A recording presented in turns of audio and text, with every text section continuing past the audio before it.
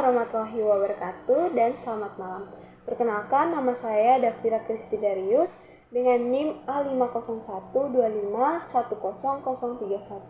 Saya dari Program Studi Bimbingan dan Konseling Fakultas Keguruan dan Ilmu Pendidikan di Universitas Tandulako.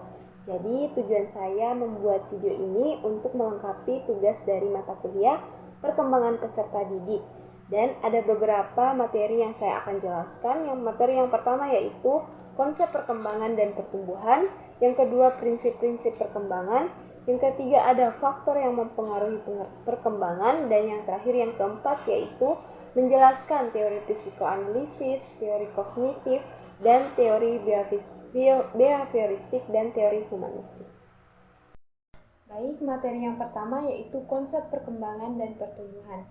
Jadi pertumbuhan adalah perubahan yang bersifat fisik dan dapat diukur seperti tinggi badan, berat badan, atau ukuran organ tubuh. Yang kedua, ada perkembangan adalah perubahan yang terjadi pada kemampuan, perilaku, dan fungsi psikologis individu secara bertahap menuju kedewasaan. Tokoh yang sering membahas perkembangan manusia adalah Jean Piaget dan Sigmund Freud.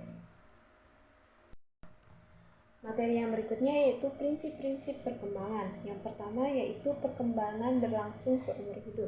Perubahan terjadi dari lahir hingga dewasa. Yang kedua, perkembangan memiliki pola tertentu. Contohnya, dari sederhana ke kompleks. Prinsip yang ketiga yaitu perkembangan dipengaruhi oleh berbagai faktor, seperti faktor lingkungan dan genetik. Yang keempat yaitu setiap individu berkembang dengan kecepatan yang berbeda. Tidak semua anak berkembang pada waktu yang sama. Dan yang kelima, yang terakhir yaitu perkembangan terjadi secara bertahap dan berkesinambungan. Baik, materi yang ketiga yaitu faktor yang mempengaruhi perkembangan. Yang pertama yaitu faktor genetik atau faktor keturunan. Sifat yang diwariskan dari orang tua seperti kecerdasan, warna kulit, dan tinggi badan. Yang kedua, ada faktor lingkungan. Lingkungan keluarga, sekolah, dan masyarakat sangat mempengaruhi perkembangan anak. Yang ketiga yaitu faktor gizi dan kesehatan. Asupan makanan dan kondisi kesehatan berpengaruh pada perkembangan fisik dan otak. Dan yang keempat, yang terakhir yaitu faktor pendidikan. Proses belajar di sekolah membantu perkembangan pengetahuan dan Baik, materi yang berikutnya yaitu teori-teori perkembangan. Yang pertama ada teori psikoanalisis. Tokoh utamanya yaitu Sigmund Freud. Konsep teori dari teori ini yaitu Freud menjelaskan bahwa perkembangan manusia dipengaruhi oleh dorongan bawah sadar dan pengalaman masa kecil. Freud membagi perkembangan menjadi beberapa tahap seperti tahap oral, tahap anal, tahap falik, tahap laten, dan tahap genital. Baik, adapun kelebihan dan kelemahan dari teori psikoanalisis. Kelebihan yaitu menjelaskan pentingnya pengalaman masa kecil dan menunjukkan peran emosi dalam perkembangan. Kelemahannya yaitu sulit dibuktikan secara ilmiah dan terlalu menekankan pada dorongan seksual. Yang kedua yaitu teori kognitif. Tokoh utamanya yaitu Jean Piaget. Konsep teori ini yaitu perkembangan terjadi melalui proses berpikir dan pemahaman anak terhadap dunia. Tahap perkembangan kognitif menurut Piaget yaitu yang pertama sensorimotorik yang 0 sampai 2 tahun. Yang kedua, praoperasional yaitu 2 sampai 7 tahun. Yang ketiga, operasional konkret 7 sampai 11 tahun. Dan yang terakhir yaitu operasional formal 11 tahun ke atas.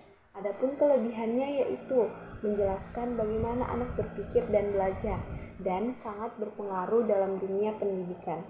Adapun kelemahannya yaitu kurang memperhatikan pengaruh lingkungan sosial dan tidak semua anak mengikuti tahap yang sama persis. Yang ketiga yaitu teori behavioristik.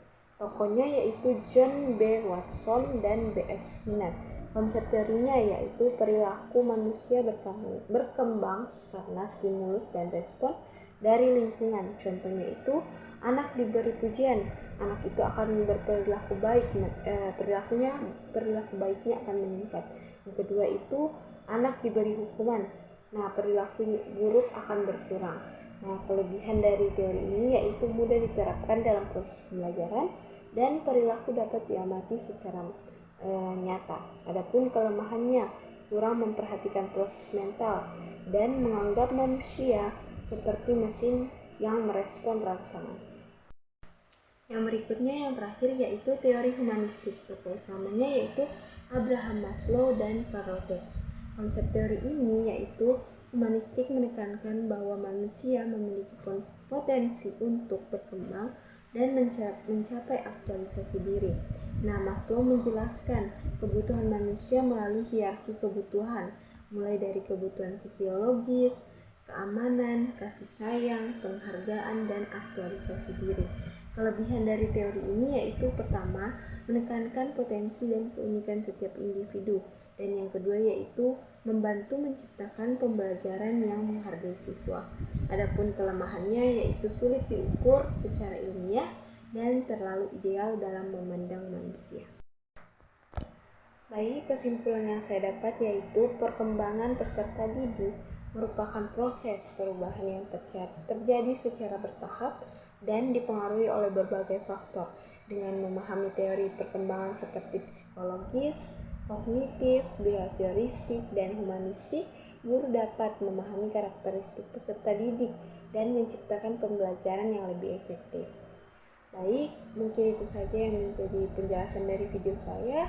Mohon maaf jika ada salah kata. Saya undur diri. Wassalamualaikum warahmatullahi wabarakatuh dan terima kasih.